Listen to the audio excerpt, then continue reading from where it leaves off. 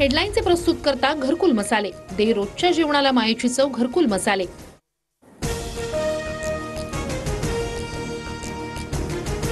थोड्याच वेळात वाल्मिक कराडला केस कोर्टामध्ये हजर केलं जाणार। सीआयडी वाल्मिक कराडला घेऊन केस कोर्टाकडे रवाना। वाल्मिक कराडच्या आईचं परळी पोलीस ठाण्याबाहेर तर कराड समर्थकांचं परळीमध्ये आंदोलन। बजरंग सोनवणे, क्षीरसागर आणि सुरेश धस माझ्या मुलाला अडकवतायत, पारुबाई कराड यांचा आरोप। वाल्मिक कराडनं पुण्यामध्ये मालमत्ता खरेदी केल्याचं समोर। वाल्मिक कराडनं ज्योती जाधवच्या नावानं मालमत्ता खरेदी केल्याचं समोर, सूत्रांची माहिती। आजपासून 28 जानेवारीपर्यंत बीड जिल्ह्यामध्ये जमावबंदी लागू। संतोष देशमुख हत्या प्रकरण आणि जरांगेंच्या 25 जानेवारीच्या उपोषणाच्या पार्श्वभूमीवर निर्णय।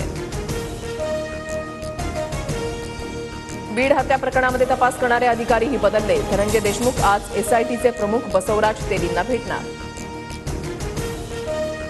बीड आणि परभणी प्रकरणाच्या चौकशीसाठी अद्याप माजी न्यायाधीशांची नियुक्ती नाही। न्यायालयीन चौकशी आधीच केली असं सांगितल्याचं सोमनाथ सूर्यवंशी कुटुंबियांच्या वकिलांची माहिती।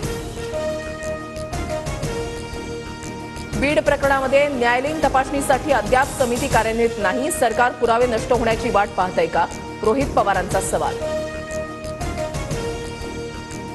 बाळासाहेब ठाकरे स्मारक अध्यक्षपदावरून उद्धव ठाकरेंची हकालपट्टी करा। शिंदे गटाच्या बैठकीमध्ये ठराव। मुख्यमंत्री फडणवीसांकडे लवकरच मागणी करणार, रामदास कदमांची माहिती।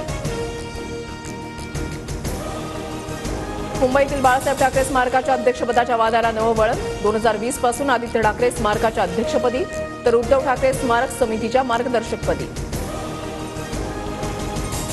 रामदास कदमांचं उद्धव ठाकरेंवरील वक्तव्य म्हणजे सत्तेचा माज। संजय राऊतांची रामदास कदमांवर टीका।